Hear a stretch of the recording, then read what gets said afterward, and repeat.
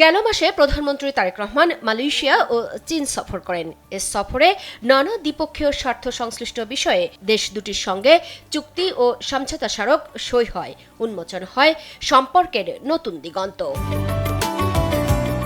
এসব বিষয়াদি সহ সাম্প্রতিক সময়ের নানা ইস্যুতে বুধবার বিকেলে পররাষ্ট্র প্রতিমন্ত্রী শামা ওবায়েদের সঙ্গে কথা বলেন সাংবাদিকরা। এ সময় চীন সফরে ভারতের প্রতিক্রিয়া নিয়ে জানতে চাইলে পররাষ্ট্র প্রতিমন্ত্রী বলেন, বাংলাদেশ তার নিজের স্বার্থে সব দেশের সঙ্গেই সম্পর্ক ভালো রাখতে চায়। From Bangladesh point of view আমাদের সব দেশের সাথে সম্পর্ক ইউনিক।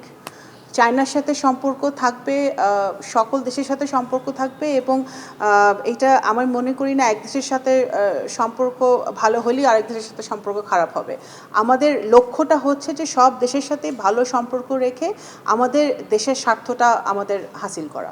চীনের প্রস্তাবিত বাংলাদেশ মিয়ানমার চীন ইকোনমিক করিডরের বিষয়ে প্রতিমন্ত্রী জানান, এ নিয়ে জটিলতা আছে কিনা তা যাচাই বাছাই করেই ঢাকা সিদ্ধান্ত নেবে। আমরা এটা অ্যানালাইসিস করছি, আমরা দেখছি এবং যদি economic corridor is a channel, right, it's a communication channel. তো কমিউনিকেশনটা যদি আমাদের সহজ হয় তাহলে আমাদের বাণিজ্য এবং অর্থনীতিতে অনেক বেশি সম্প্রসারণ ঘটবে।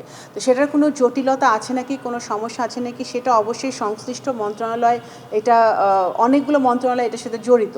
সেই মন্ত্রণালয়গুলো তাদের বিশ্লেষণ করবে, করেই সেটা ফাইনাল সিদ্ধান্ত নেবে। এ সময় প্রতিমন্ত্রী বলেন, ইরানের সর্বোচ্চ নেতা আয়াতুল্লাহ খামেনির জানাজায় অংশ নিতে স্পিকারের যাওয়ার বিষয়টি ঢাকা ও তেহরানের বন্ধুত্বপূর্ণ সম্পর্কের প্রতিফলন। মুক্তা মাহমুদ, দেশ টিভি, ঢাকা।